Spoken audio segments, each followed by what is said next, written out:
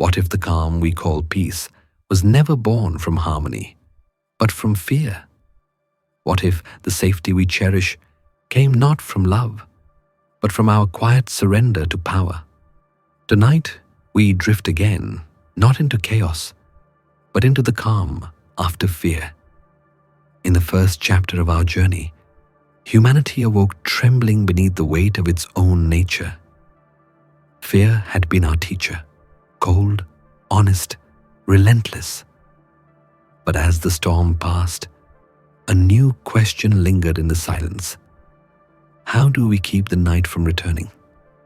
Thomas Hobbes believed the answer lay not in faith, but in construction, a deliberate creation of order so vast it could swallow our terror whole.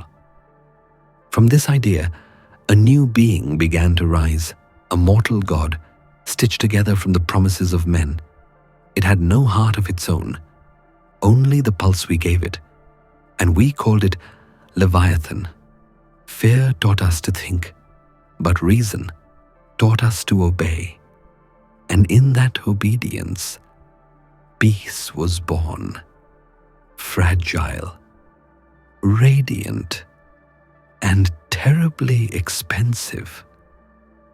So close your eyes, let your breath slow, and listen to the story of how we traded freedom for safety and found comfort in the shadow of the power we built. Tonight, we drift to a world where promises were born from fear. The air is still, heavy with the memory of chaos. The noise of war has quieted, yet the silence it leaves behind is louder than any cannon.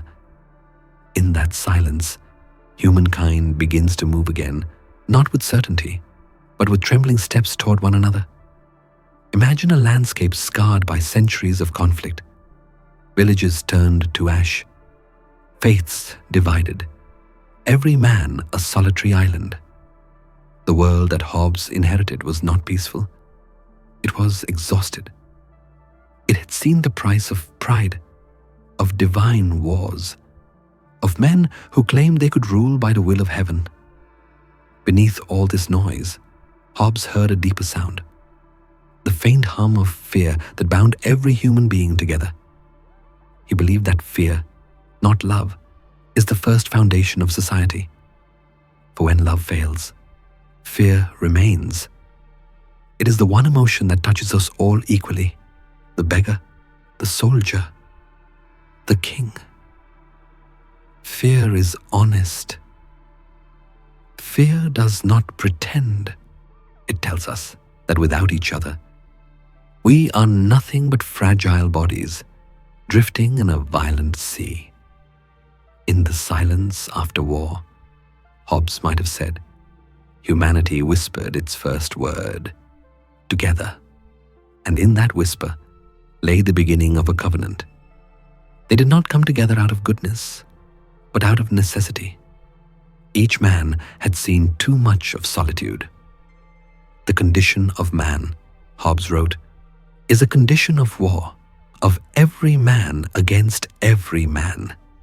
In such a state, there could be no art, no culture, no safety, only the raw pulse of survival. From this abyss, reason began to rise, like a thin thread of light breaking through storm clouds. What Hobbes saw was not despair, but the faint outline of order.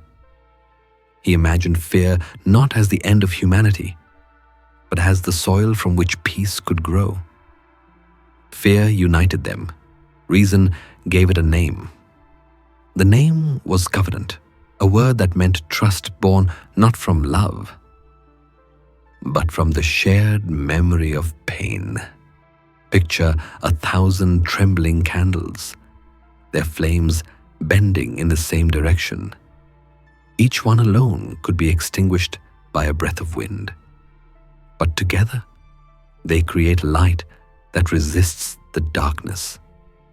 That light is what Hobbes called the social contract, the first fragile structure of order built upon the trembling ground of fear.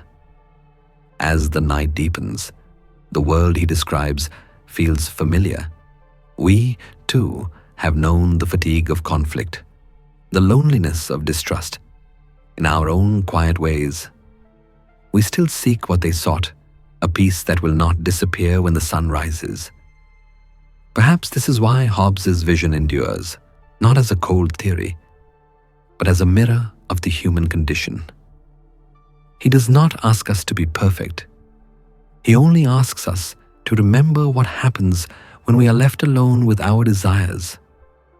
He tells us that peace is not a natural state. It is an achievement, a construction, a fragile bridge suspended over the chaos that lives in each of us. In his world, reason is not a philosopher's tool. It is a survival instinct.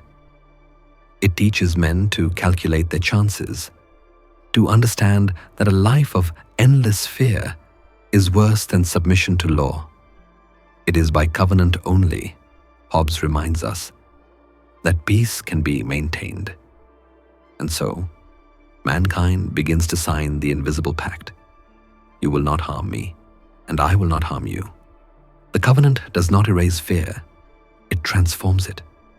The same fear that once divided us now binds us together. Each person becomes both vulnerable and protected, both limited and free. This paradox, Hobbes believed, is the price of peace. As you listen now, imagine that same candlelight trembling across time. Imagine the voices of those first men and women, tired and afraid, reaching out in the darkness to say, "Enough." Their fear became their bond. Their reason became their map. And from the ruins of solitude, they began to build a world.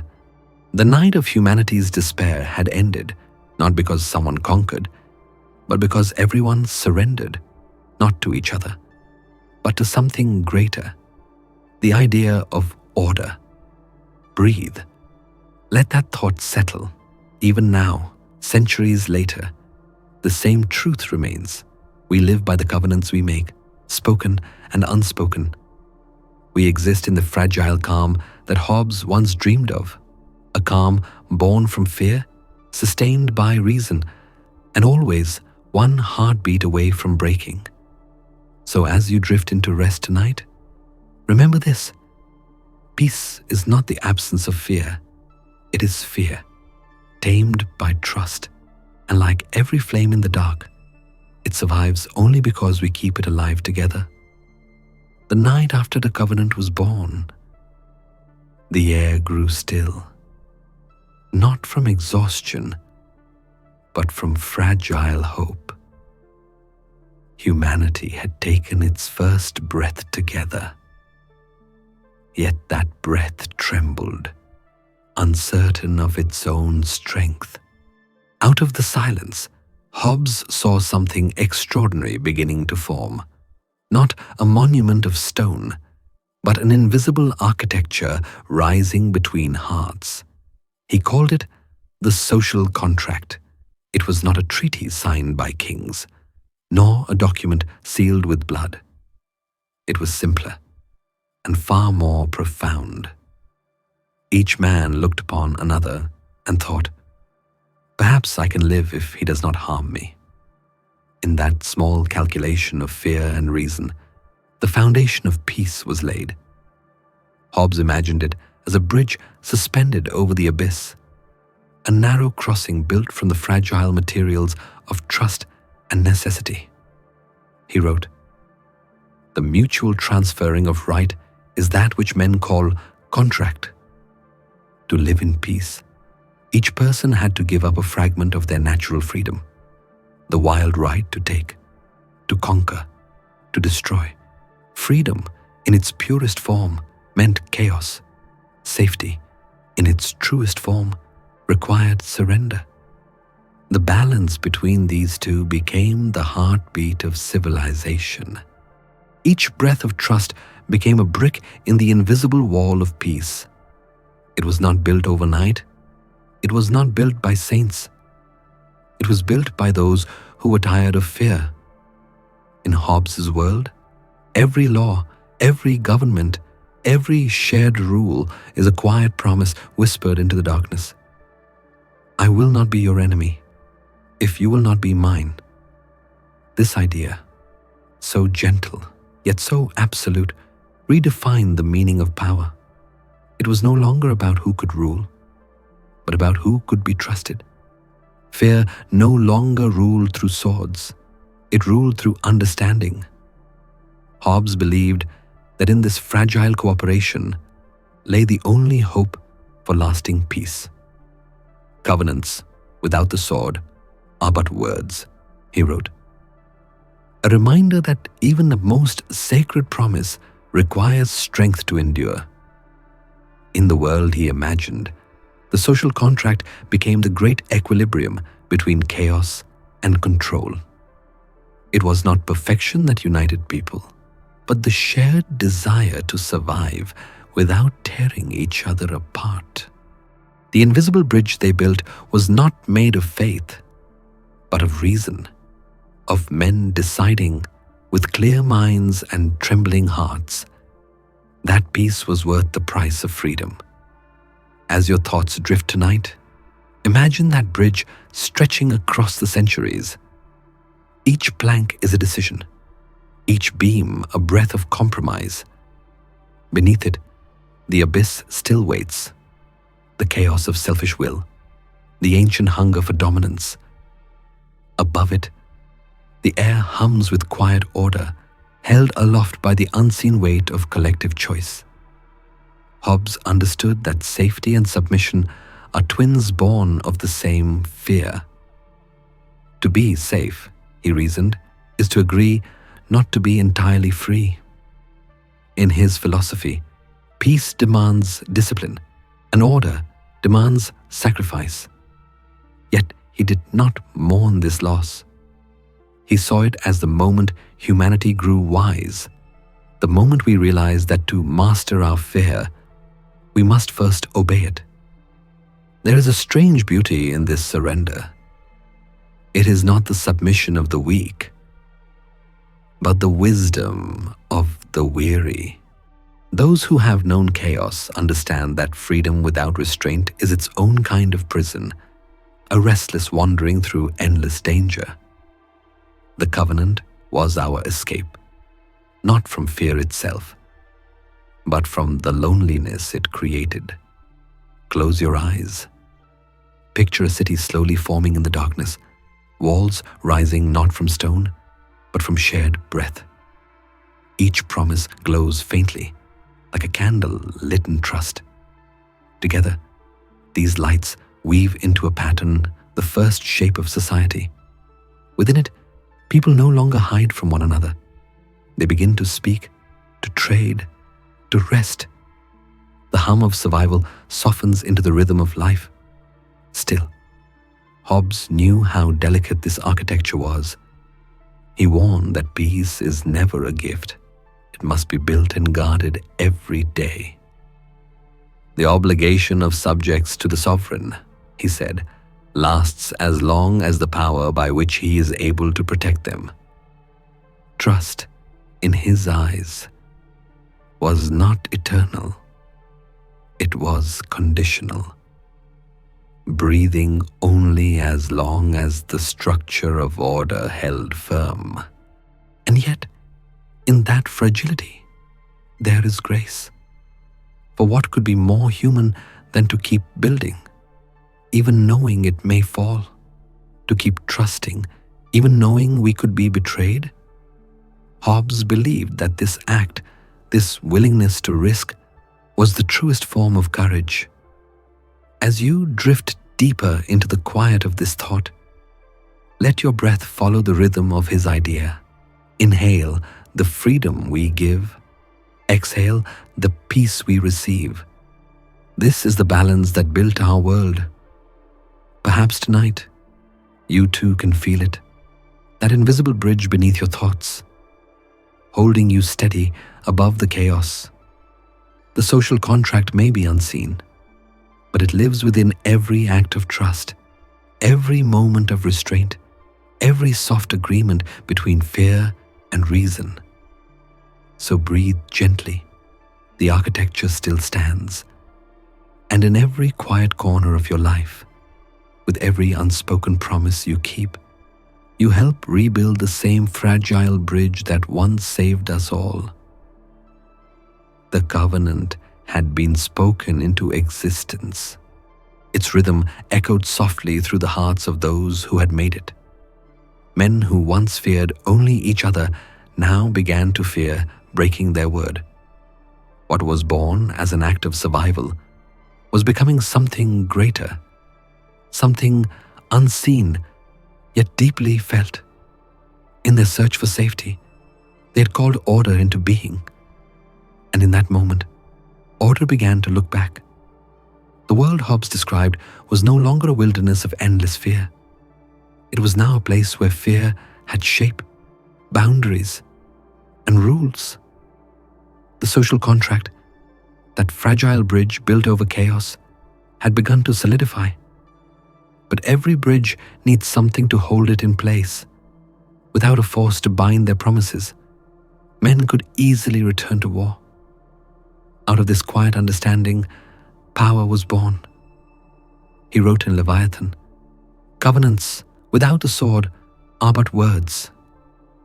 Peace required more than trust. It needed a guardian. The covenant alone could not enforce itself, for man's nature, Hobbes believed, is restless. Desire, ambition, envy. These movements of the soul never stop. Even the wisest heart trembles when temptation whispers. To preserve peace, the promise needed an enforcer, a power that could compel obedience without question. In every promise lies a seed of obedience. Hobbes understood that the act of agreement is never neutral. To say, "I trust you," is also to say, "I will yield to something larger than myself." That is the paradox of civilization. Each person gains protection by surrendering a fragment of freedom. Each law we obey is both a cage and a shield.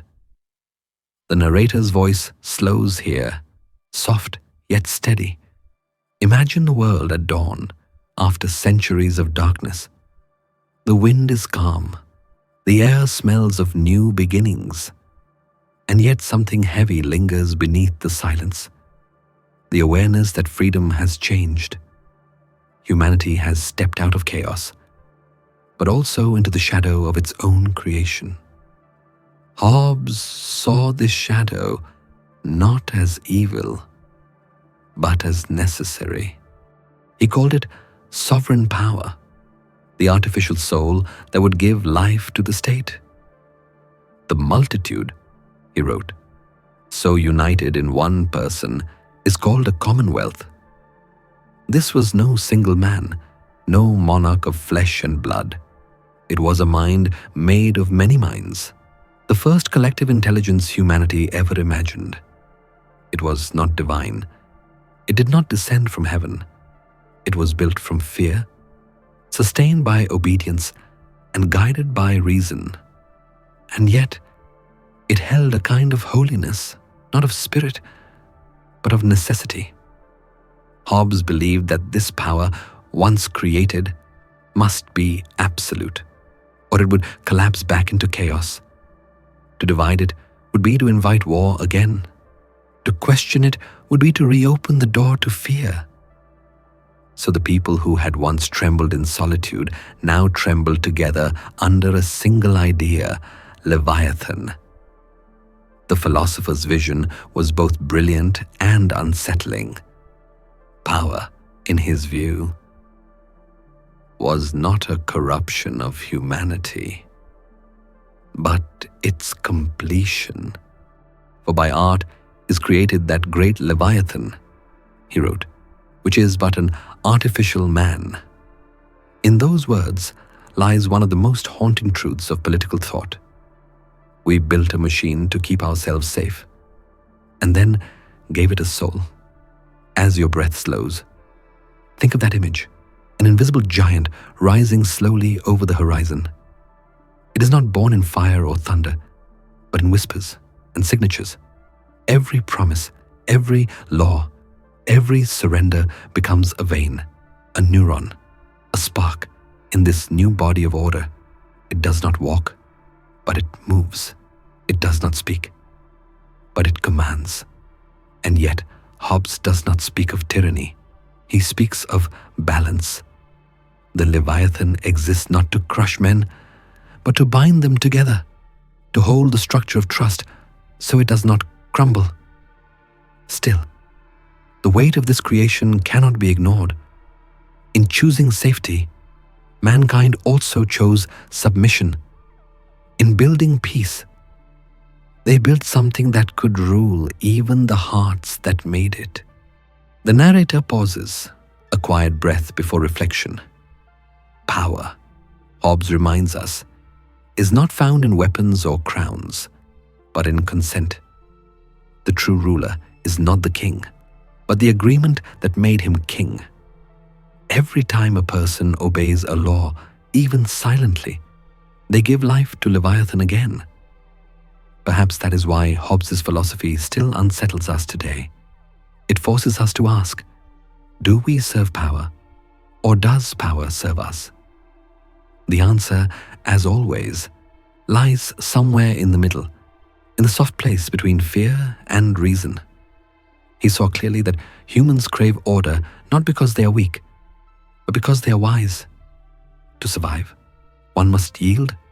To endure, one must trust. And in trusting, one inevitably obeys.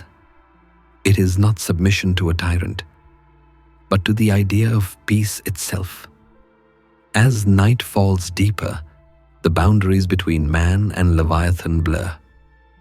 What began as a covenant among equals has become a structure that transcends them. Something vast began to rise, the narrator whispers. Not a man, but a mind made of many. It watches, it governs, it protects, and beneath its calm gaze, humankind rests, safe yet uneasy. The world has found its peace, but it is a peace that breathes through power. So, as you listen now, let this paradox settle gently in your thoughts. Every act of order carries the shadow of control. Every promise contains the seed of obedience. And every peace we build, no matter how gentle, stands upon the quiet surrender of our will. Tonight, the world sleeps under the watch of its own creation, and in that stillness, somewhere between safety and silence, the Leviathan begins to stir. The night after the covenant was sealed, a strange stillness fell upon the world. Humanity, for the first time, stood within the shelter of something greater than itself. They had tamed fear, chained chaos, and built a fragile peace upon the bones of reason. Yet, as dawn crept over the horizon, that peace began to take form, vast, silent, and watching. It was no longer an idea whispered between frightened men. It was becoming a being. Hobbes called it Leviathan. He wrote in his masterpiece, "For by art is created that great Leviathan called a commonwealth or state, which is but an artificial man." To him, the state was not merely an institution, it was a living organism, a mind made of many minds, a body made of countless bodies. It breathed through laws, it saw through authority, and it moved through the obedience of those who gave it life. The voice of the narrator softens, almost reverent. A body made of 1,000 bodies, breathing as one. Imagine this vast being stretching across the land, invisible yet omnipresent. Its heart beats through every contract. Its veins flow with the will of the people. Its hands reach through every law, and its eyes, those unseen eyes, watch over all. Hobbes saw it not as a monster, but as salvation. For in his time, peace itself felt like a miracle. They built peace and called it a god. The power of Leviathan did not come from divine right, nor from the heavens. It came from men, from their collective surrender of fear into trust and of freedom into order. Each person became a cell in this vast body, their individuality absorbed into something larger, safer, and colder. The king was not the true ruler. He was only the face of this enormous being. Behind his crown lay the collective heartbeat of mankind. Hobbes believed this fusion was both necessary and beautiful. The multitude so united in one person is called a commonwealth, he wrote, in which the sovereign is the soul. The body could not live without its soul, and the soul could not exist without the body. The people and the sovereign were one and the same, bound by reason, held together by fear, and driven by the instinct to survive. In his vision, power was not evil. It was organic. It was the natural evolution of human cooperation, the point where chaos matured into order. Without it, life would again dissolve into solitary struggle. But with it, humankind could build cities, write laws, create art, and rest beneath the shadow of protection. The narrator pauses, the tone hushed and meditative. Picture that moment in human history, the birth of something neither divine nor human, yet containing both. People could finally sleep without fear of the sword. They could walk among strangers and trust that law would guard them. The invisible hand of Leviathan rested gently upon them, promising safety at the price of submission. And yet, within that safety lay the first whisper of unease. In creating a being powerful enough to protect them, mankind had also created something powerful enough to rule them. The covenant that gave birth to peace had also planted the seed of dependency. Hobbes saw this clearly, that the same unity that freed us from chaos could also enslave us to order. For the safety of the people, he wrote, is the supreme law. But what happens when the guardian forgets the people it was meant to serve? The image of Leviathan remains haunting because it is familiar. Even today, we live within its body. Every system of government, every social order, every law we obey, they are the muscles and nerves of the same creature Hobbes envisioned. We may not see it, but we feel it. Its breath is the rhythm of our collective life. Its silence is the calm of our cities. Its movement is history itself. To Hobbes, this was not tyranny but truth. He did not dream of rebellion or utopia. He dreamt of survival. Without a common power to keep them all in awe, he warned, they are in that condition which is called war. He believed that peace required something absolute, a sovereign strong enough to bind men together, and feared enough to keep them from tearing the world apart again. As your breath slows, think of this philosophy not as politics, but as meditation on the human condition. Every choice we make between freedom and security echoes Hobbes's question. How much of ourselves must we surrender to feel safe?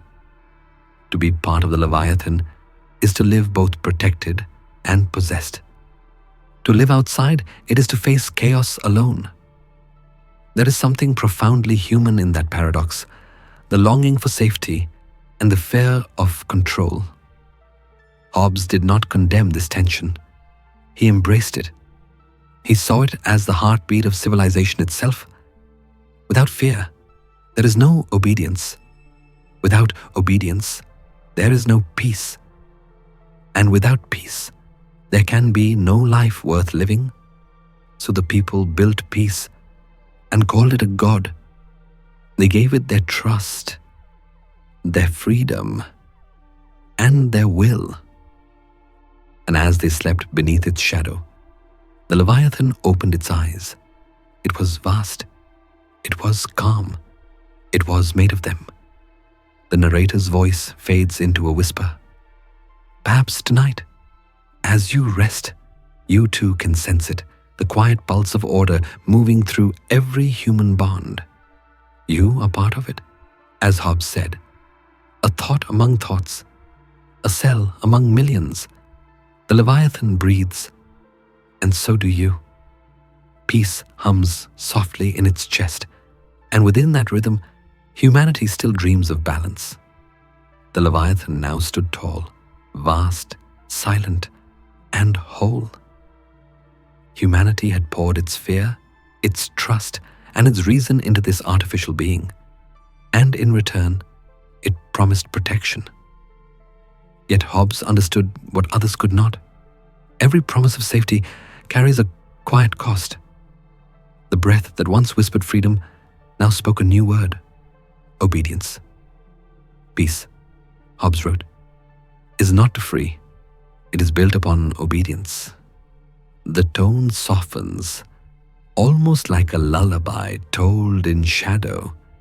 Imagine the great body of Leviathan shimmering in the early light, the faces of thousands forming its skin, their breath moving through its chest, their hopes pulsing through its veins.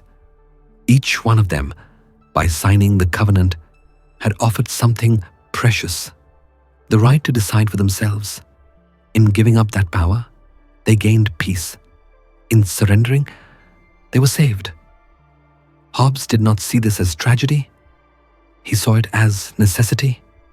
Covenants without the sword are but words. Promises alone, he warned, cannot protect. Without a force to ensure obedience, the fragile bridge of peace would collapse into chaos once again. Thus, from the ashes of fear, sovereignty was born, a power absolute, undivided, and unchallengeable. He described it with clarity that chills and comforts all at once. The only way to erect such a common power is to confer all their power and strength upon one man, or one assembly of men, that may reduce all their wills by plurality of voices unto one will. In other words, many minds had to become one mind. Many desires had to become one law. Only then could peace survive. The narrator's voice deepens, calm, reflective, like the ocean before dawn. To be protected, you must obey. It is not a command, but an observation, a truth as steady as gravity. In Hobbes's world, the sovereign is not a tyrant born of cruelty, but an answer born of fear. The people, trembling in the ruins of war, needed something greater than themselves to bind them. They chose to give their will to a single authority, not because they were weak, but because they understood that freedom without control would always end in destruction. Hobbes compared this act to breathing. You inhale order, you exhale freedom. It is the rhythm of peace. For the laws of nature, he said, are contrary to our passions. Men, left alone, follow appetite and pride. Only under a sovereign can those passions be contained and redirected toward harmony. The Leviathan, then, was not just a body made of bodies. It was a will made of obedience. Its strength came not from violence, but from consent. The people, by yielding their power, created something that could now stand above them. Yet there is beauty in this surrender, if one listens closely. The surrender Hobbes described was not humiliation. It was a kind of trust. The trust that reason would prevail over chaos. To obey was to participate in the preservation of peace. It was to recognize that without a higher power to guide them, humans would drift endlessly in the current of fear and desire. The voice softens further, guiding the listener inward. To obey is not to lose yourself, Hobbes would have said, but to become part of something that endures. And yet, as the light of sovereignty spreads, so too does its shadow. Power, once created, develops its own hunger. The Leviathan, once a guardian, now stands as a god among men. It watches, protects, and demands. To be protected, you must obey. The phrase echoes again, but now with a different weight. Its comfort begins to cool into distance, its safety into silence. Still, Hobbes remains steadfast in his conviction. The alternative, he reminds us, is far worse. To live without a sovereign is to return to the state of nature, where every man is enemy to every man. In that world, there are no laws, no art, no progress, only fear and the endless anticipation of violence. Compared to that chaos, even the cold peace of Leviathan is mercy. The philosophy is not romantic. It is sober, pragmatic, and hauntingly human. Hobbes did not write for idealists. He wrote for those who had seen war, those who knew that safety must sometimes wear the face of authority. To obey was not to be enslaved, but to survive. As your thoughts drift, imagine standing before that immense figure, not a monster, not a man, but an idea incarnate. Its silence feels like calm. Its stillness feels like law. You can almost hear the faint hum of order in its chest, the quiet pulse of civilization that beats because people chose to bow. It is a strange comfort to know that you no longer have to fight alone. But in that comfort lies a whisper of unease. For if peace depends on obedience, what becomes of the soul that questions? Hobbes' answer was clear. Peace demands restraint, not rebellion. The Leviathan's peace is not warm, but steady, not free, but safe. And perhaps, for those who have lived too long in fear, that is enough. The voice grows softer, fading toward reflection. Peace is not free. It is built upon obedience. That sentence, like a heartbeat, repeats through centuries. It asks no allegiance, only understanding. To obey, in Hobbes' sense, is to participate in a collective dream. The dream of safety, of order, of civilization itself.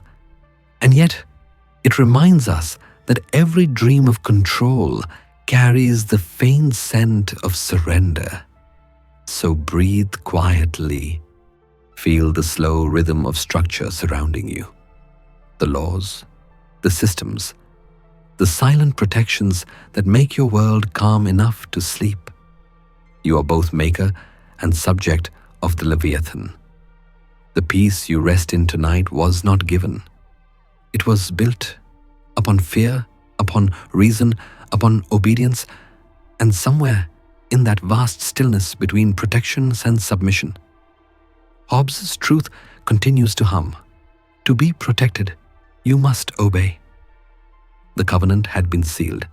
The Leviathan stood vast and unwavering, and humanity exhaled in relief. The wars had ended. The chaos that once tore villages apart had dissolved into silence.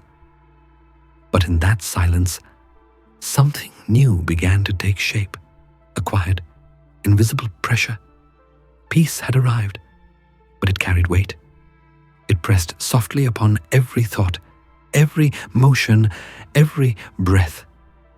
The air is still, the narrator whispers, yet heavy with protection. From a distance, the world seemed calm, Roads were safe. Voices obeyed. The laws that once felt distant now pulsed through every heartbeat. People no longer feared one another. They feared disobedience. The sword of Leviathan, unseen but always present, hovered above them like a silent guardian. This was the peace Hobbes envisioned, built not on faith or love, but on structure and awe. He had written with clarity that still unsettles the modern mind. Covenants without the sword are but words. In his view, it was not enough to desire peace. One must enforce it. Without power, laws were only whispers in the dark. Yet the more peace became secure, the more obedience became instinct. It was no longer chosen, it was breathed.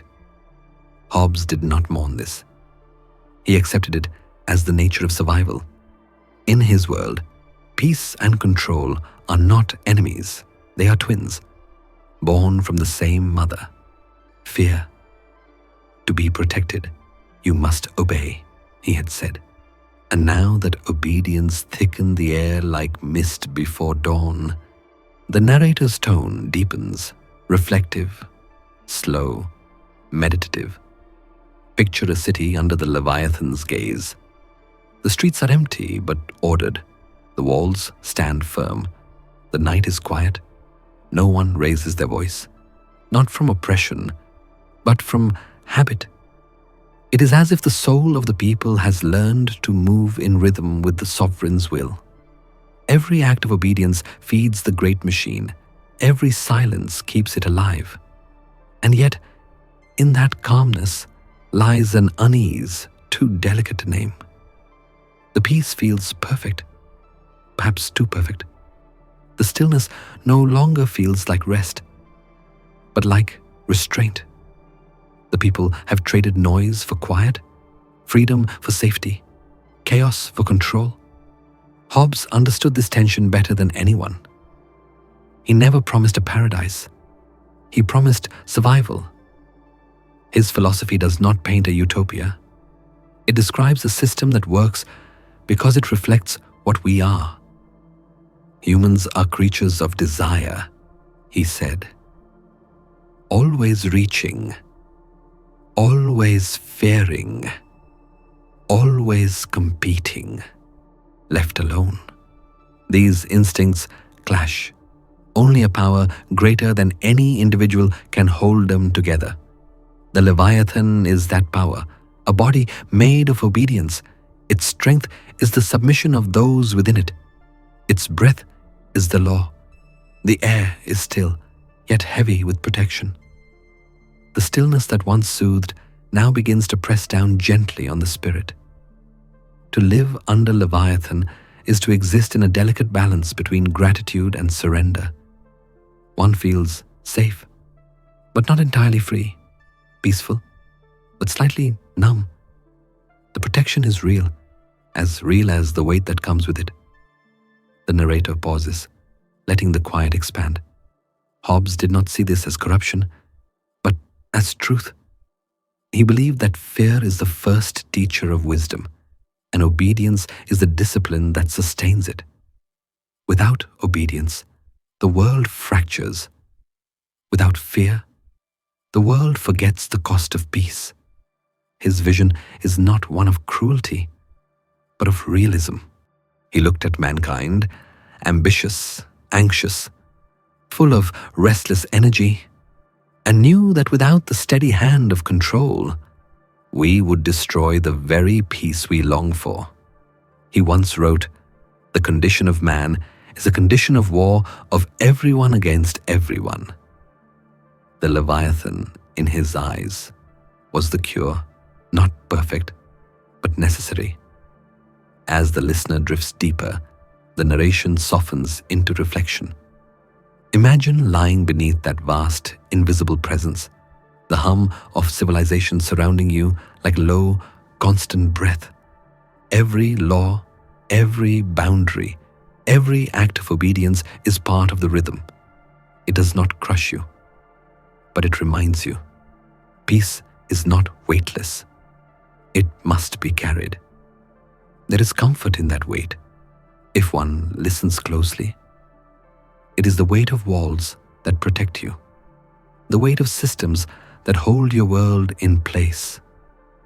It is the gentle gravity of belonging, the knowledge that your safety depends on the trust of millions who obey the same silent rules.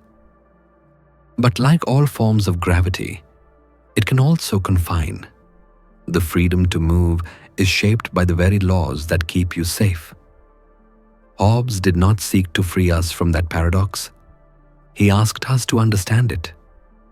To live under Leviathan is to live in acceptance, not of domination, but of necessity. The peace we desire will always demand something in return. The narrator's tone becomes almost a whisper. Peace and control are two sides of the same breath. This is where chapter 2 closes, not in fear, but in contemplation. The Leviathan stands tall, serene, and eternal. Humanity, sheltered beneath its gaze, has finally found rest. Yet somewhere, in that perfect silence, the faint question lingers: what part of ourselves have we given away for the privilege of peace? The air remains still. The protection remains heavy. And within that weight, civilization continues to breathe. Slowly, rhythmically, obediently. As the night deepens, the voice fades into calmness. The air is still, yet heavy with protection. Breathe with it. Feel its gravity. Know that this, too, is part of being human. To surrender a little, to be safe, to let the world hold you in its quiet order. And as the mind softens into stillness, peace and control dissolve into one final exhale. The Leviathan watches over all, silent and unmoving, and under its gaze, the world, for now, sleeps. The air of obedience still lingered, calm, thick, and unmoving. Under the quiet weight of Leviathan, humanity had found stability, though not quite freedom. Fear no longer roamed the streets. It had been transformed into structure, into the invisible rhythm of law. The chaos of war had dissolved, but its memory lived on, written carefully into every rule that now governed life. Each law, the narrator whispers, is a promise not to return to the storm. The world that Hobbes imagined was not perfect, but it was breathing. Each statute, each decree, each act of obedience became a soft exhale, the collective breath of civilization itself. Laws, to Hobbes, were not chains. They were lungs. They kept the body of society alive, drawing in order, releasing fear. Without them, Leviathan would suffocate. In Leviathan, Hobbes wrote, "The law is the public conscience by which all men are governed." It was not morality he sought to define, but survival. Laws were the translation of fear into peace, the written form of the covenant itself. To obey them was not submission, but affirmation, a reminder that reason had conquered chaos. The narrator's tone slows, each word gliding like a deep breath before sleep. Picture a city under the Leviathan's protection, its streets lit by the glow of stillness, its people moving quietly through the rhythm of daily life. No one raises their voice. No one fears the knock at the door. There is a kind of music in the silence, the hum of order, the soft pulse of justice. Justice, for Hobbes, was not divine or emotional. It was mechanical, the alignment of human will with human law. To break the law, he believed, is to break the very peace that gives you life. Justice was not an ideal. It was a function. It was the breath that kept the great body of Leviathan alive. Each law, he might have said, is a breath, a rhythm that keeps the storm asleep. In his eyes, justice was not born from compassion, but from the logic of necessity. The world had learned through pain and fear that peace was too fragile to survive without rules. The laws of nature, the instinct to seek peace, to fulfill covenants, to respect others, had to be codified, carved into something permanent. Hobbes called them the laws of nature, but they were not divine commandments. They were, in his words, precepts of reason. To live peacefully was to live rationally. To disobey law was not only to defy authority, but to betray one's own reason, to fall back into the primal chaos from which humanity had escaped. As the narrator speaks, the tone becomes gentler, almost hypnotic. The idea unfolds like a breath. Inhale, the making of law. Exhale, the peace that follows. The cycle repeats, steady and eternal. In Hobbes's world, law is not something to fear, but something to breathe with. It gives rhythm to the collective heart. It keeps the pulse of society from racing toward panic. To those who lived under Leviathan, this was the deepest comfort. For once, they no longer needed to guard their homes with suspicion, no longer needed to fight for every crumb of safety. The laws spoke for them. They carried the memory of terror so that the people could finally rest. Yet, in the stillness, the faint echo of dependence lingers. If laws keep the storm away, what happens when they are broken? What happens when the breath of justice falters? Hobbes knew the answer. It was the return of the state of nature, the unraveling of all that reason had built. For where there is no law, he wrote, there is no injustice. It was both a warning and a truth. Without the breath of law, peace dies silently. The narrator pauses. The stillness deepens. Justice, in Hobbes's eyes, is not about fairness. It is about survival. Laws do not promise happiness, only continuation. They are the quiet boundaries that allow civilization to exist. In obeying them, man chooses life over chaos, reason over instinct, order over noise.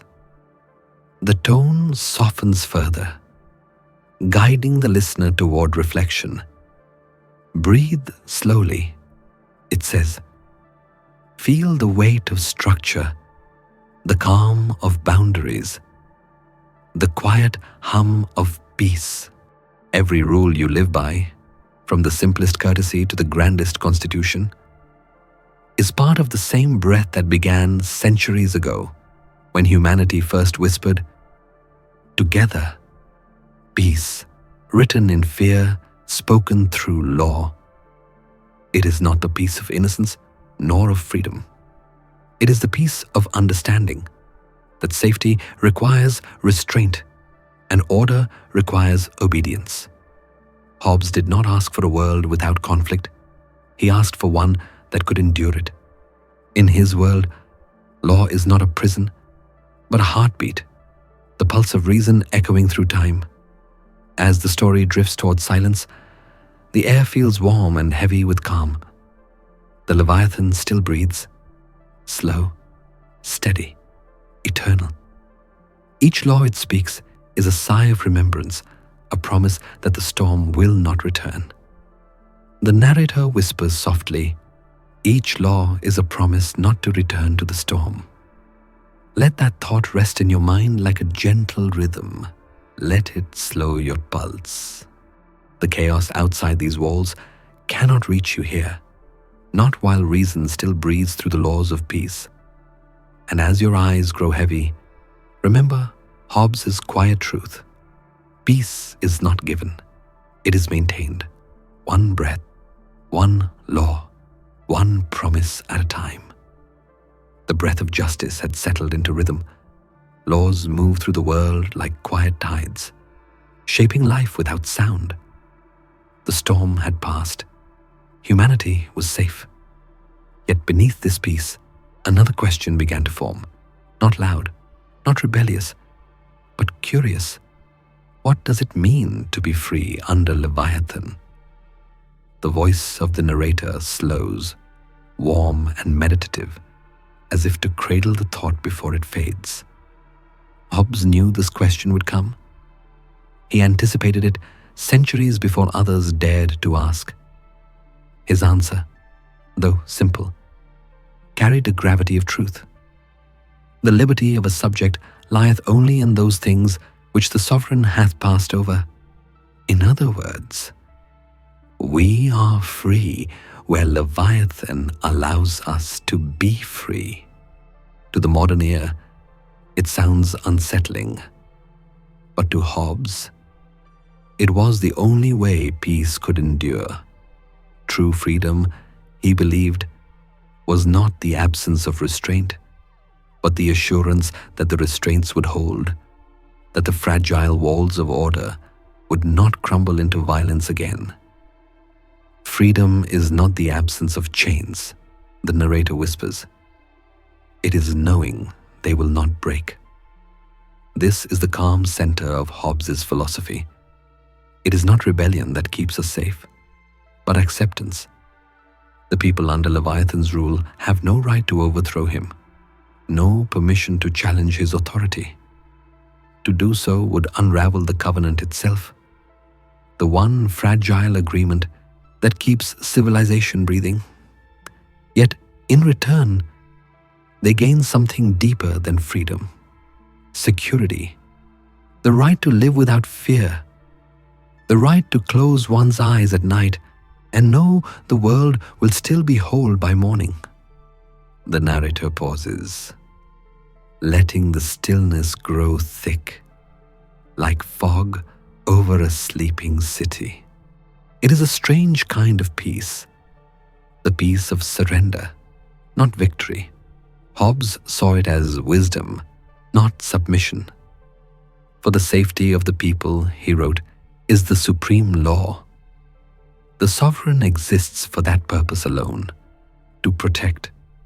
The citizens exist not as subjects of a tyrant, but as organs within the great body of Leviathan, vital, dependent, secure.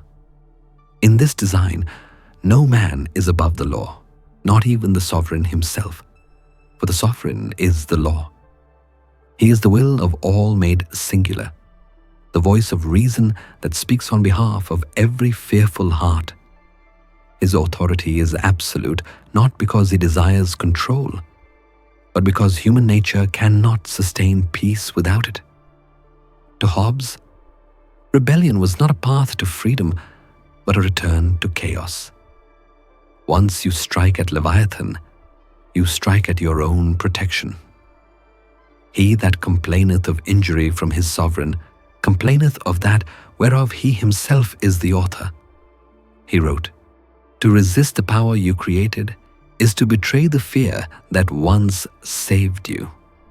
The narrator's tone softens further, as if speaking to the listener directly. Imagine living in such a world, quiet streets, laws like soft walls around you, the hum of peace flowing steady through your days.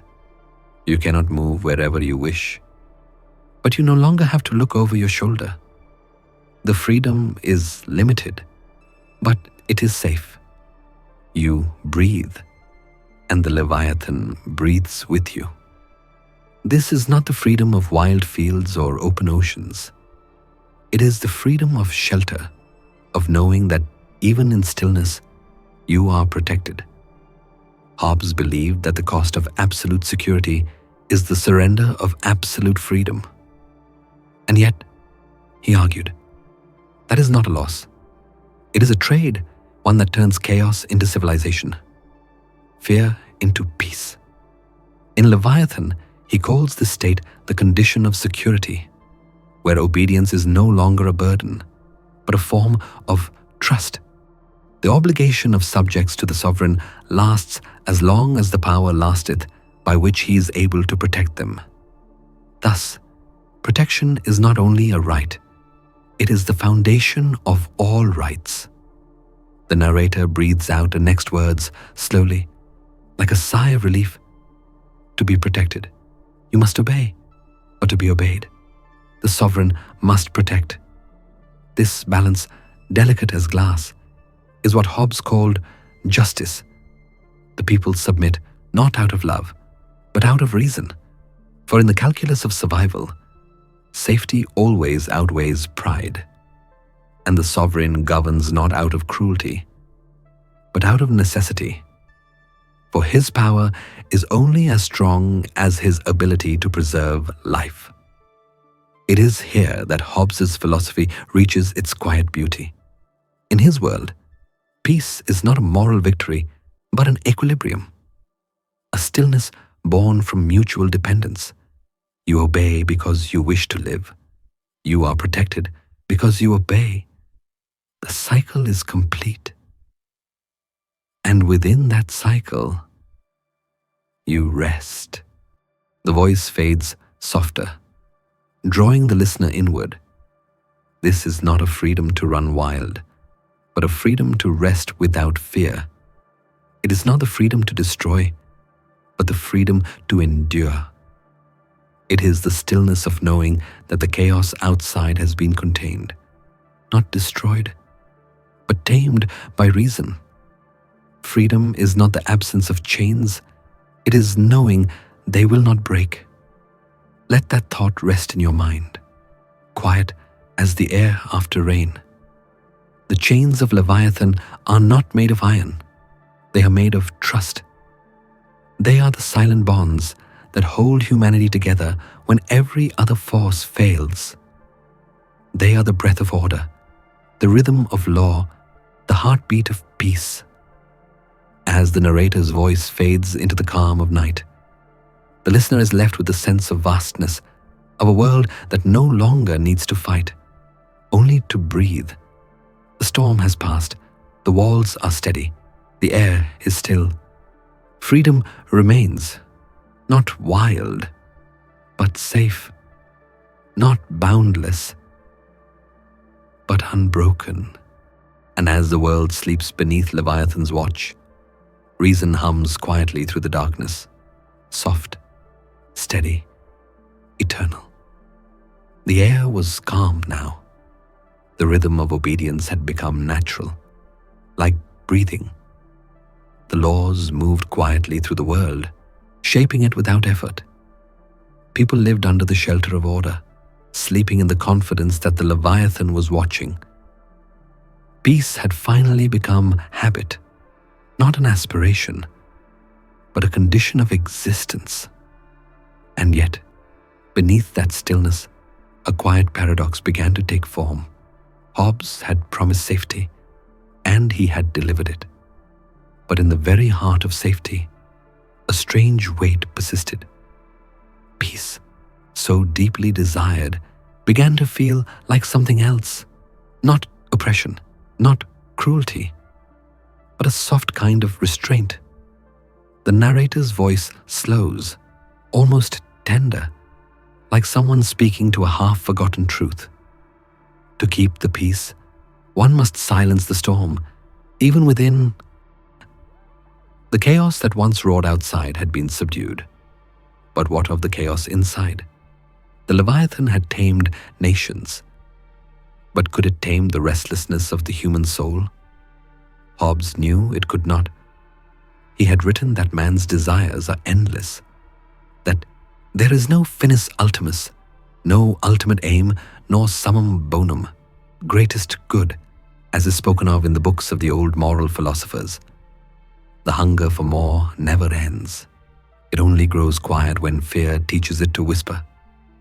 This, then, is the gentle tyranny of peace, the realization that in gaining safety, mankind has also lost the fire of struggle. The same fear that once forged unity now sustains stillness. Every passion that once built civilization is subdued under the promise of security. Hobbes did not see this as tragedy. He saw it as the cost of endurance. To live without fear, one must live without chaos. And to live without chaos, one must give up a part of oneself, the unruly, dreaming, unpredictable part that refuses to obey. For the safety of the people, he wrote, is the supreme law. Safety above all, even above the pulse of freedom. The narrator pauses, allowing the silence to deepen like a slow breath. It is a beautiful stillness, but it is not light. It hums with the faint vibration of something restrained, something almost forgotten. Peace has become so complete that even the storm within must sleep. Freedom, Hobbes would have reminded us, is not the absence of chains. It is knowing they will not break. In the Leviathan's peace, this truth takes on new meaning. The chains have become invisible. They no longer bind by force, but by acceptance. People obey, not because they must, but because they cannot imagine a world without laws that protect them. The voice lowers, gentle and reflective. It is easy to mistake quiet for happiness. Easy to believe that peace, once achieved, will feel like liberation. But peace, in Hobbes's world, is not joy, it is balance. It is the quiet heartbeat of a society that dares not wake the chaos sleeping in its memory. In this world, to dream too loudly is to disturb the calm. To question too deeply is to shake the walls that keep order intact. Even thought becomes measured, cautious, obedient, a reflection of the very power that built the peace it serves. The Leviathan does not demand faith or worship. It demands stillness. It does not rage. It does not punish. It simply exists, vast, steady, unblinking. And so the people learn to quiet their own storms, to match the stillness of their protector. To keep the peace, one must silence the storm, even within. These words echo like a lullaby, comforting but tinged with melancholy. For the storm, though silenced, never disappears. It waits. It listens. It remembers what it means to move freely. Hobbes understood this deeply. The very reason peace must be maintained with such strength is because human nature itself is restless. He wrote that the passions that incline men to peace are fear of death, desire of such things as are necessary to commodious living, and a hope by their industry to obtain them. Fear, desire, and hope, these three forces make us human. And under Leviathan, they are not destroyed, they are managed. The price of peace is not extinction, but containment. The narrator breathes the next words softly, like a closing prayer. There is a kind of serenity in that containment, a recognition that freedom is not always found in movement, but sometimes in stillness. To live under the gentle tyranny of peace is to accept that the storm within you will never vanish, but that you no longer have to fight it. The calm that Hobbes envisioned is not a silence imposed by cruelty, but one chosen by exhaustion. Humanity has fought too long, feared too much. Now, it chooses quiet. It chooses the safety of structure over the uncertainty of freedom. It chooses to rest beneath the weight of its own creation, and so the world breathes as one. The Leviathan watches, neither kind nor cruel. The people move, not in defiance, but in rhythm. Each breath a repetition of the covenant that built this order. Fear has become peace. Obedience has become nature. The voice fades to a hush. Perhaps in this stillness there is wisdom. Perhaps peace, even if heavy, is better than the endless storm. Hobbes never promised joy, only survival. He offered not paradise, but permanence. A world where the storm sleeps and man can finally close his eyes without dread. The air remains calm. The laws hum quietly. The Leviathan stands unmoved, and in the silence between heartbeats, one truth endures: to keep the peace. One must silence the storm, even within. The stillness of peace had become so deep, so complete, that it began to resemble something sacred. People no longer spoke of Leviathan as an invention of man, but as something more, a being that stood above them, silent yet omnipresent, vast yet invisible. The storm had long been gone, but its echo still haunted the memory of humankind. Out of that echo, reverence was born. The narrator's voice softens, like a whisper through candlelight. Close your eyes. Imagine power so vast, it no longer needs to raise its voice. In this world, Leviathan was no longer just a system, a political structure, or a sovereign ruler. It had become something transcendent, a god of order born from the ashes of fear. Hobbes never meant it to be divine, yet he understood the human heart too well. He knew that anything capable of ending fear would inevitably be worshipped. For what is faith, if not the quiet trust that the unknown will not destroy you? They gave it their fears, and it returned as faith. That is the secret transformation at the heart of Hobbes's vision. Humanity, in surrendering to Leviathan, did not lose its soul, it redirected it. The fear that once tore men apart became the glue that bound them together. Their submission became devotion, their obedience became belief. It was not religion in the old sense, not prayer, not ritual, but something deeper, a spiritual acceptance of the necessity of power. There is no greater God than safety, the narrator continues, the tone calm, hypnotic. For in safety lies the promise that tomorrow will still come, that the walls will not fall, that the world will not revert to the chaos of before.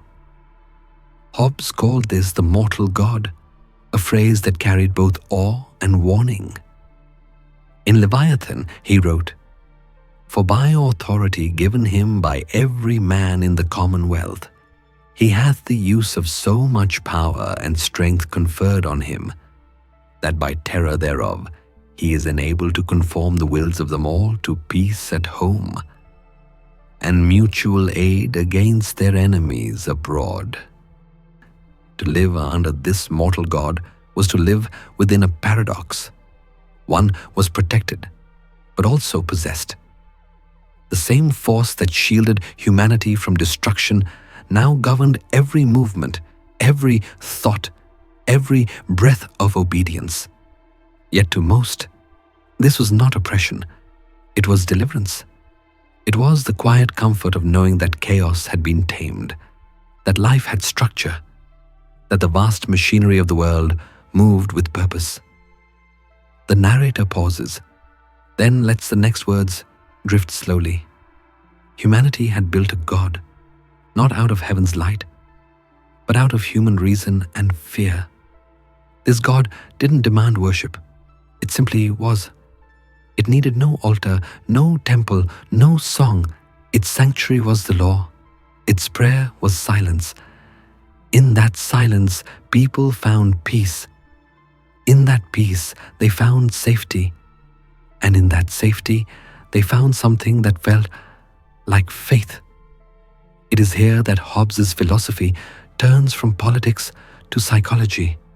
He saw what others refused to see, that the desire for protection is inseparable from the instinct to worship. The human mind seeks guardianship.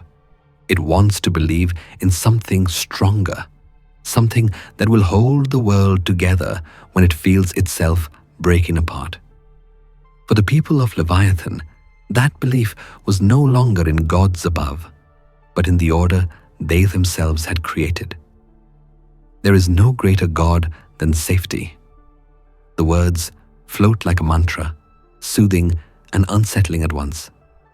The peace that Hobbes imagined was not spiritual redemption, it was a bargain with fear. In that bargain, men traded their divine freedom for earthly security. They built a God not from heaven, but from necessity. To Hobbes, this was not blasphemy, it was clarity. He believed that fear of power invisible, feigned by the mind or imagined from tales publicly allowed, is religion. Not allowed, superstition. Leviathan, in this sense, became the rational God, the only one that could be proven to exist, because it was made by human hands. The narrator's tone deepens, drawing the listener inward, almost to the edge of a dream. You can almost hear the heartbeat of this creation, not divine thunder, but the low hum of civilization itself. Streets alive with quiet movement, cities breathing in unison. The fear that once screamed in the dark now hums softly beneath the rhythm of law. And yet, something in this peace feels ancient, even sacred. The people no longer pray for deliverance, they live within it. They no longer ask the heavens for mercy. They have given that power to their own creation. Hobbes's Leviathan is not a tyrant by cruelty, but by necessity. It demands nothing more than belief in its permanence. To question it is to question safety. To doubt it is to invite fear back into the world. And so, they remain silent. The narrator breathes softly before the final reflection. In this silence lies both peace and danger.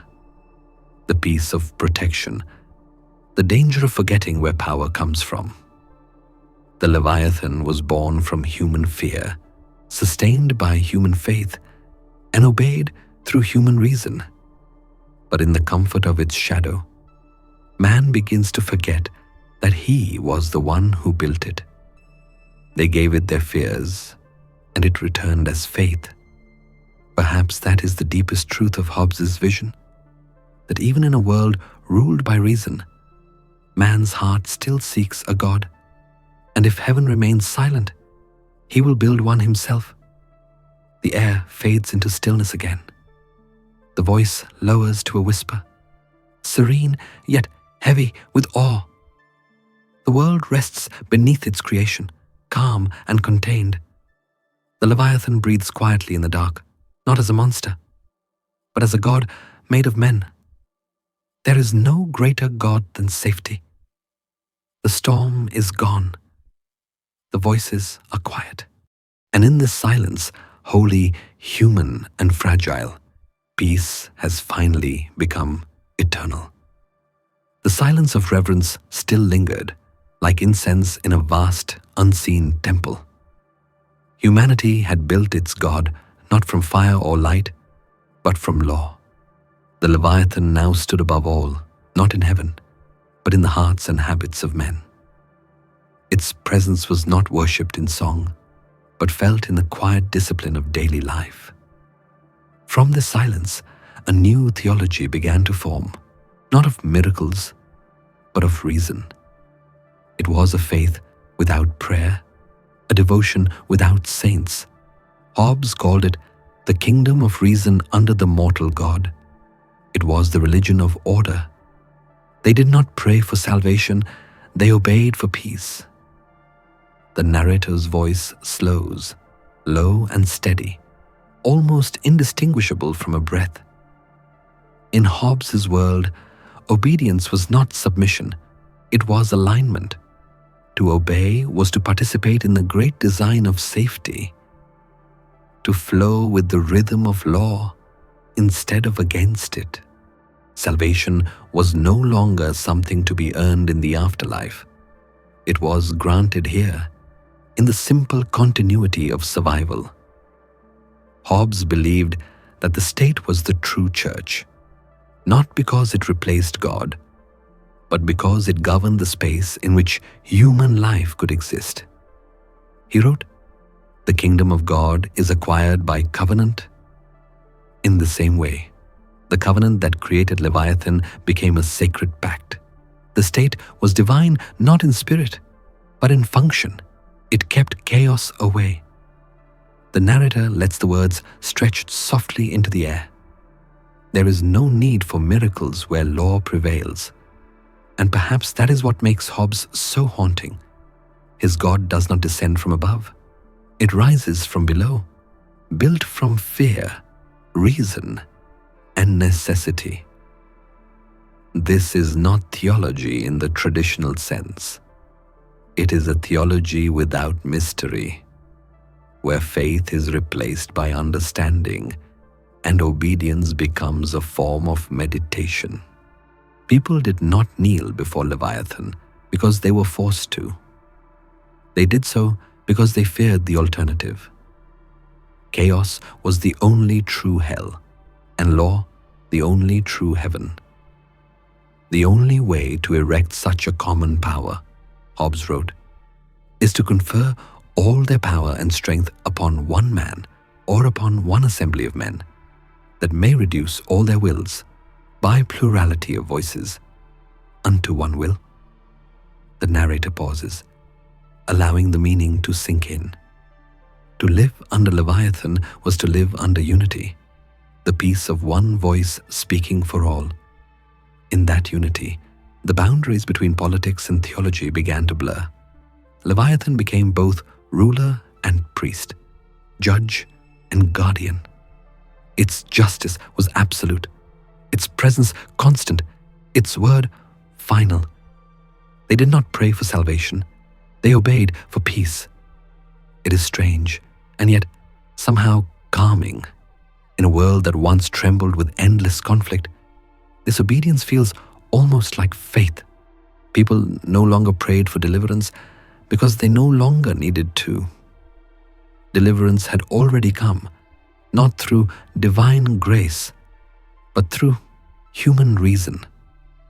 Hobbes saw this as the completion of history's oldest longing, the search for security. He understood that the heart of religion was never just about God. It was about order, about the comfort of knowing that someone, somewhere, was in control. Leviathan fulfilled that longing perfectly. The narrator's voice deepens into a thoughtful calm. In this theology of order, faith is not blind. It is rational. It is the belief that reason, when made absolute, can silence fear more completely than prayer ever could. There are no rituals here, no confessions, no blessings, only law. Law as scripture, law as mercy, law as the voice that replaces the divine. Hobbes's Leviathan is not a god of love, but of protection. It asks for no devotion, only trust. It promises no paradise, only survival. And yet, that promise is enough, because for Hobbes, survival is the highest good. The right of nature, he wrote, is the liberty each man hath to use his own power for the preservation of his own life. Leviathan merely institutionalizes that right, transforms it into peace. The tone grows softer, almost like a hymn murmured through reason, In this peace, men found stillness. The wars of belief were over. The fires of chaos were extinguished. The gods that once divided humanity had fallen silent, and in their place stood a single, vast, quiet order. A world governed by law instead of faith. Yet this peace was not passionless. It carried the dignity of something sacred, the solemn weight of necessity. People did not need to believe in miracles anymore. The greatest miracle had already happened. Humanity had learned to govern itself. Hobbes, ever the realist, did not pretend this system was perfect.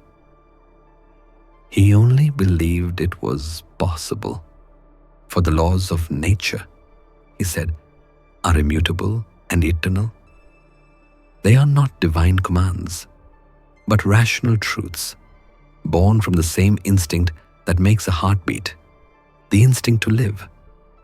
The narrator breathes out the final lines slowly, each word like a drop of rain on still water. Peace has become prayer. Law has become faith. Order has become God. They did not pray for salvation. They obeyed for peace. This is the theology of Leviathan, not of angels and heavens, but of structure and silence.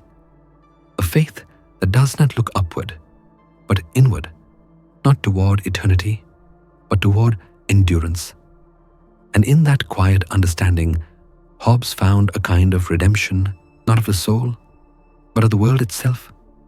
The music fades into a deep, steady hum, like the slow exhale of a sleeping giant. The Leviathan rests, the people rest, and reason, calm, absolute, eternal, watches over them all. The voice of order still hummed softly through the world. The Leviathan stood unshaken, vast, calm, eternal, and under its shadow, humanity rested. The air was still, almost holy. The sound of obedience had become the rhythm of life itself. For a time, it seemed as though the story of fear had found its end in peace. But peace, if held too tightly, begins to whisper. The narrator's tone grows gentler, slower, as though the words themselves hesitate to disturb the stillness. Beneath the serenity, something subtle begins to stir. Not rebellion in action, but in thought. The kind of unrest that moves silently through the mind before it ever reaches the tongue. They did not pray for salvation. They obeyed for peace. And yet, somewhere deep within, a quiet question began to rise. What is peace if it costs the soul its motion? It began not with noise, but with silence, the kind that lingers after the world has grown too calm.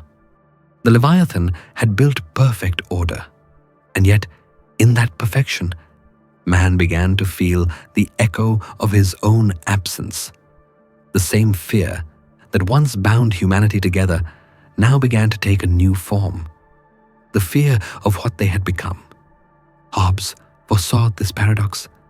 He wrote that covenants without the sword are but words. But what happens when a sword no longer protects from enemies, only from the self? What happens when safety itself becomes the cage? The voice lowers, steadier as a slow heartbeat. We are safe now, but from what we have become, there is no safety. This is not the rebellion of fire or blade. It is the rebellion of awakening. The soft realization that perhaps humanity, in escaping the chaos of nature, has imprisoned something essential within. The Leviathan had promised to protect them from fear, and it did. But in doing so, it taught them to forget the value of uncertainty. The wild, unpredictable pulse that once made life feel alive. Under the calm, people began to dream, not of freedom, but of movement, of breath that was not measured, of voices that could rise without permission. The rebellion was not shouted, it was breathed. It existed in the small pauses between laws, in the lingering thought that peace might not be the final truth. Hobbes would not have condemned them for this feeling. He understood that even within the most ordered system, the human heart remains restless. Desire, he said, is the first and last of all motions, and so long as desire survives, so too does the possibility of rebellion, not against rulers, but against the stillness that forgets what it means to live. The narrator's tone grows warmer, as if confiding a secret. Perhaps this is the nature of all great creations. The moment they reach perfection, they begin to invite imperfection back in, not as a threat, but as a reminder. The still water longs for ripples. The quiet mind longs for thought. Even peace, in its purest form, begins to ache for change. And so the silent rebellion begins, not outside the walls, but within them. It starts in the small, unspoken doubts that move through the hearts of those who once believed. A sigh too long, a glance that lingers, a thought that refuses to dissolve. Each one a flicker of something ungoverned. The music, faint and fluid, begins to drift like mist. The voice follows it, low and contemplative. They had built a god of reason, but perhaps they had given it too much of themselves. The Leviathan no longer needed to command. Its power was sustained by habit, by acceptance, and yet, in every obedient heart, a faint tremor remained, the trace of an older instinct, one that remembered motion, uncertainty, risk. This is not disobedience. It is the gentle return of curiosity. The question that every civilization must face: can we be safe and still be human? We are safe now, but from what we have become, there is no safety. The narrator pauses long enough for the silence itself to speak. In that silence, one can almost hear it, the pulse of humanity beneath the machinery of order. Not loud, not violent, just steady, patient, waiting. A reminder that peace, too, must breathe, must change, must renew itself, or else it will harden into the very fear it sought to destroy. Hobbes's vision, though built upon obedience, carries this unspoken truth. No law, however just, can quiet the hunger of the soul forever. Leviathan can command bodies, but not dreams. It can shape the rhythm of life, but not the whisper that moves beneath it. And so, the silent rebellion becomes part of the order itself, a necessary tension, a quiet heartbeat beneath the calm. It does not destroy the Leviathan, it sustains it. For even perfect peace needs contrast to remain alive. The narrator's tone falls into a soft exhale, the kind that blends with the night's stillness. Maybe this was always Hobbes's unspoken wisdom, that fear and order, chaos and peace must coexist. That the mind, no matter how disciplined, must never stop questioning the walls that protect it. As the music spreads thin like mist, the world of Hobbes fades into twilight.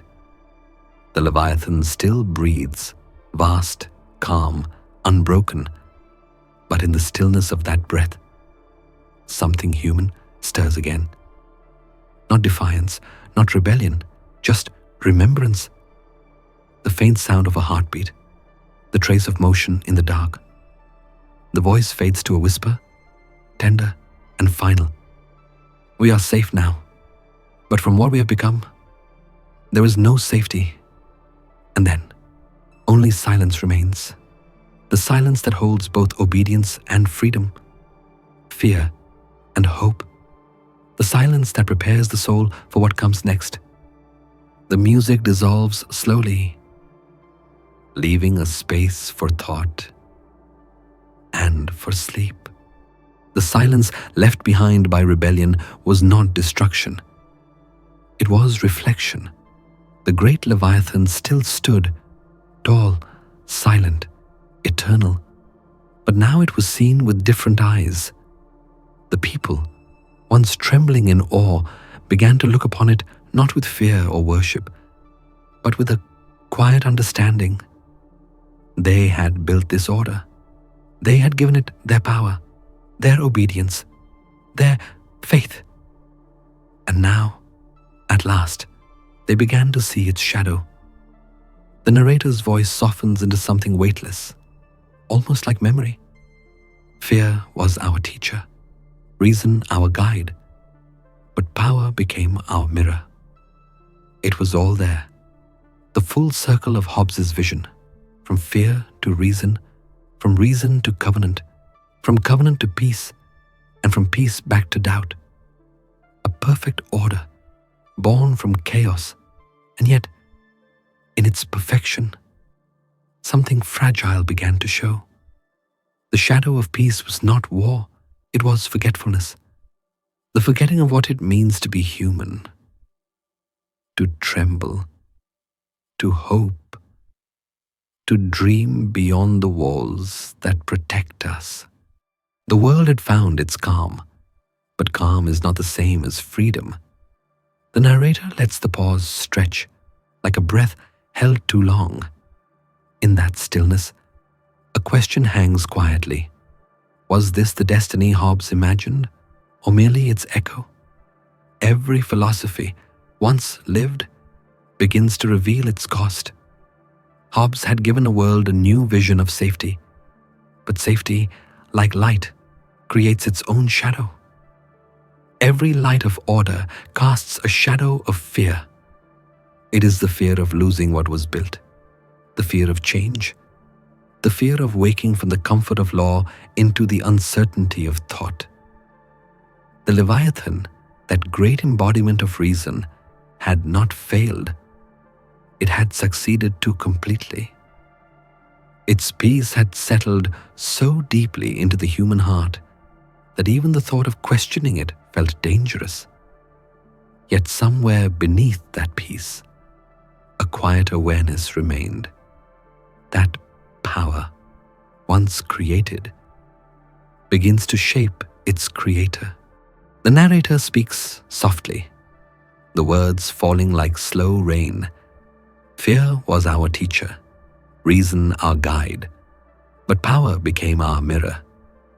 And in that mirror, humanity began to see itself again, not as victims, not as subjects, but as something far older, creatures who seek balance, not certainty.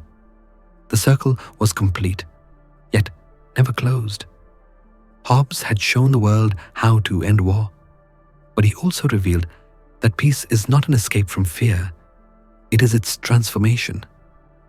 The passions that incline men to peace, he wrote, are fear of death, desire of such things as are necessary to commodious living, and a hope by their industry to obtain them.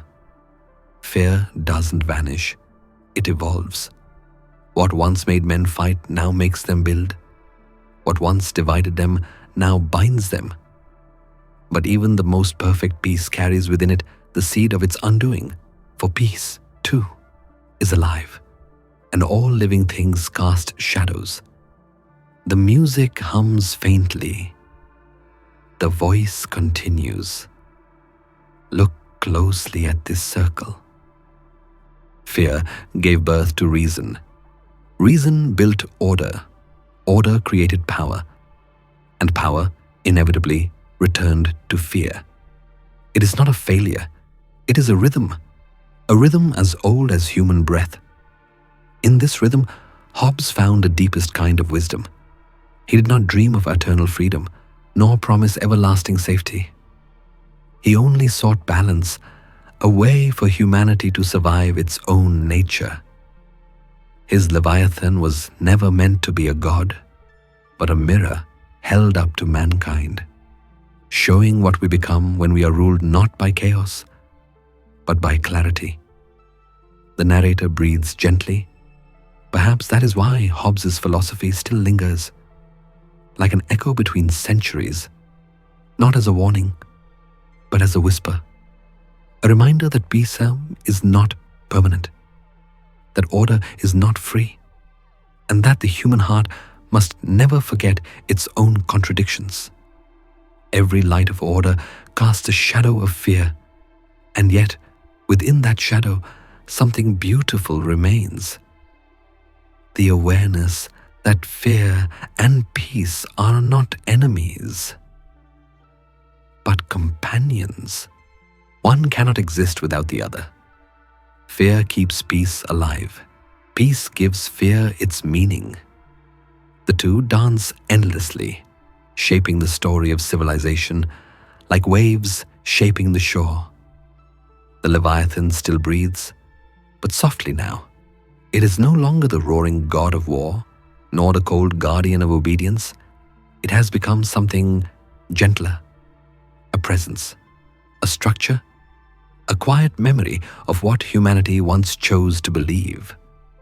Its eyes, once filled with power, now reflect something more tender, the faces of those who built it.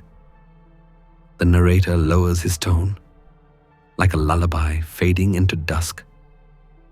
So perhaps the true peace Hobbes spoke of was never about the end of conflict, but about the acceptance of its shadow.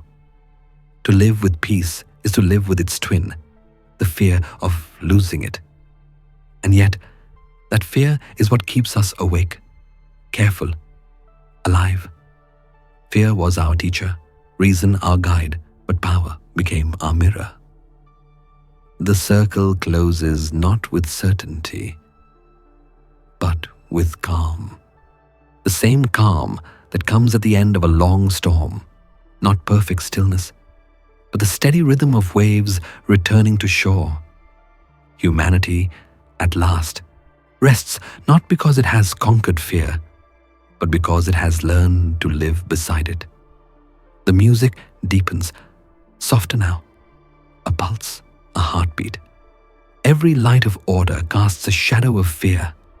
Every shadow reminds us that peace is a choice renewed with every breath, and every breath, even in silence, carries both fear and freedom within it. The voice drifts into stillness, wrapping around the listener like twilight. Let this thought rest with you tonight, that order is not the end of chaos, but its most graceful form. That fear, once understood, is not an enemy, but a teacher still whispering in the dark.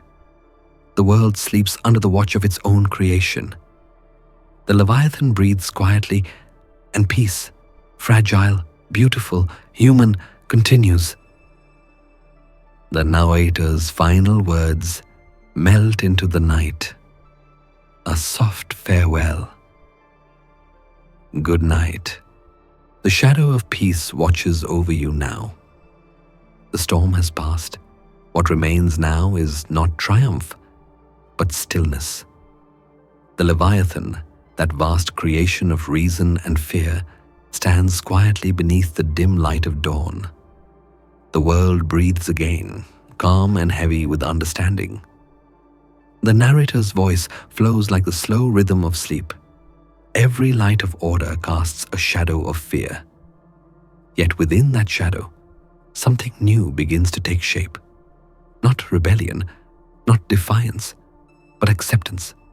Humanity, weary from centuries of chaos, has finally understood what Hobbes meant when he said, "The obligation of subjects to the sovereign is understood to last as long, and no longer, than the power lasteth by which he is able to protect them." Peace, then, is not the end of conflict. It is the art of living within it, of finding stillness inside necessity. The realization is tender but heavy. Peace has a cost. it is not paid in blood or tears, but in the quiet surrender of constant resistance. It asks for obedience, not as chains, but as rest. Peace has a cost. It is paid not in blood, but in silence. The words settle softly, like falling dust in a sunlit room. The people who once cried for safety now live within its embrace. They have learned to breathe with the Leviathan, to move with the rhythm of law. There is no more chaos, no more screams in the night, only the hum of structure, steady and unbroken. Yet this silence is not emptiness. It is the deep silence of understanding, the kind that comes after struggle, when the heart finally lets go of its need to fight everything it cannot control. It is the silence of maturity, the stillness of acceptance. The narrator pauses, a breath, long and slow. It was never about surrendering freedom, it was about transforming it. Hobbes taught that freedom without order is only another form of fear. In a world without laws, every man becomes both predator and prey. To live without authority is to return to the state of nature, a world of continual fear and danger of violent death. To escape that, we build peace, not as an escape from fear, but as its reconciliation. This is the quiet lesson of Hobbes. You cannot destroy power, because power is born from the same instinct that created you, the desire to live. You cannot outrun it, only learn to rest within its embrace. To resist endlessly is to remain in chaos. To accept wisely is to find calm. The voice deepens, gentle as dusk. Perhaps peace is not freedom, but a softer form of it, one that asks less of the world and more of our hearts. In this calm, humanity discovers a truth that all civilizations eventually face. There is no perfect balance between safety and liberty. Every generation must decide how much noise it can bear, how much silence it can afford. Some will always long for the wild air of rebellion. Others will find comfort in the measured breath of order. But all, in their own way, are still moved by the same pulse, the longing for peace. The narrator slows, almost whispering, "Peace has a cost. It is paid not in blood, but in silence. It is the price of breathing in harmony with others, of trusting that the hands which hold you will not tighten, but protect. It is the quiet discipline of choosing calm over chaos, not because chaos is evil, but because peace is heavy, and we are tired." In Hobbes's philosophy, this acceptance is not submission, it is wisdom. The understanding that perfection is impossible, and yet striving for stability is sacred. That reason, not faith, keeps the human spirit intact. That to live under law is not to lose yourself, but to find the rhythm that allows life to continue. The narrator's tone becomes tender, as if speaking directly to the listener's heart. Let your body rest. Let your mind unclench its grip on control. You are safe here, not because the world is gentle, but because you have learned how to breathe within it. This is the peace Hobbes dreamed of, a peace that hums quietly, built not on illusion, but on understanding. To live under Leviathan is to live under a sky that does not always shine, but always shelters. Its presence may be vast, its rules unyielding, but within them lies a kind of mercy, the mercy of order. Perhaps in accepting that we cannot escape power, we begin to reclaim our humanity. For the moment we stop fighting everything, we begin to listen. The moment we stop demanding the world to bend, we start to move with it. Peace, Hobbes might have said if he were here, is not a dream, it is a discipline. And so, the voice fades to a near whisper, calm, low, infinite. Peace has a cost. It is paid not in blood, but in silence. Silence becomes the new breath. The Leviathan watches, not as a tyrant, but as a quiet guardian. Its power no longer a threat, but a lullaby. Humanity has learned at last to rest within its own creation. The final words drift into the night, tender and still. To live in order is to rest in understanding. To accept peace is to accept yourself. The music fades into soft hums, as though the world itself exhales. Now, there is no more war, no more struggle, only the sound of reason sleeping. Good night, the narrator whispers gently. Rest within the calm you've built. The voice fades into a stillness that feels almost sacred. The storm of thought, the architecture of power, the long dialogue between fear and peace, all of it has quieted. What remains is breath, slow, rhythmic, infinite. The world of Hobbes, once full of motion and argument, now lies calm beneath the vast shadow of what humanity has built. It's Leviathan. The narrator's tone becomes as soft as the dark before dawn. Peace has a cost. It is paid, not in blood, but in silence. Now, that silence stretches, but it no longer feels heavy. It is the silence of safety, of understanding, of acceptance. Humanity has reached the end of its long reflection, not to destroy the Leviathan, but to rest within it.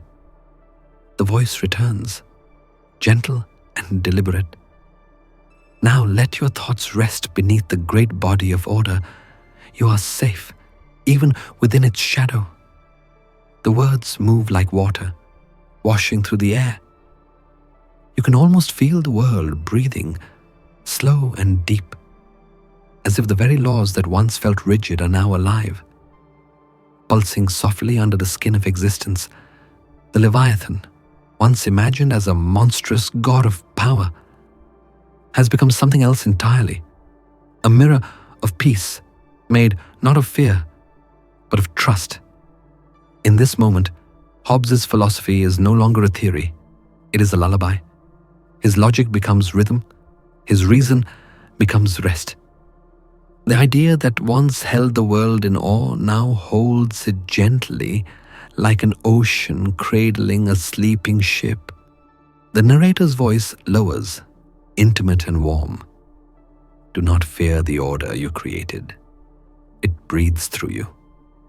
For this was always the quiet truth behind Hobbes's thought, that the Leviathan is not separate from us.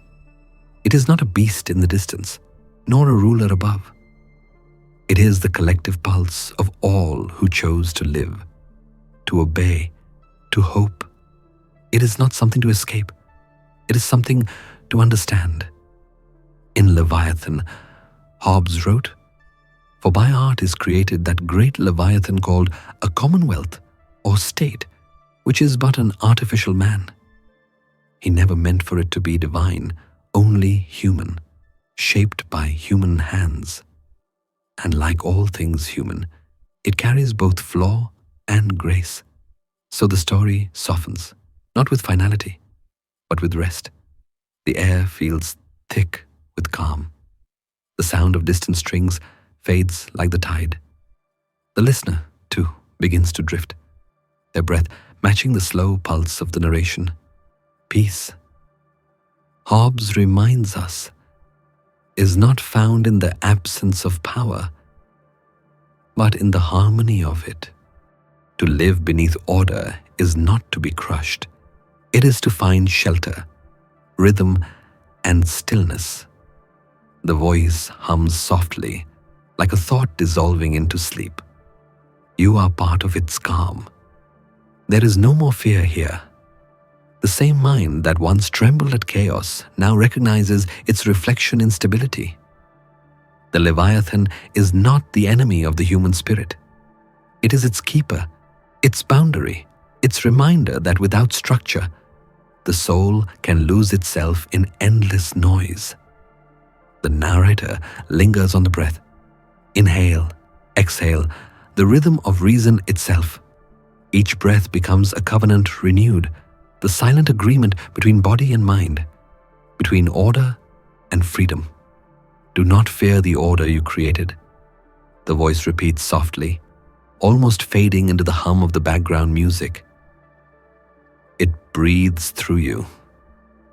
The melody thins into nothingness, like mist dissolving over calm waters.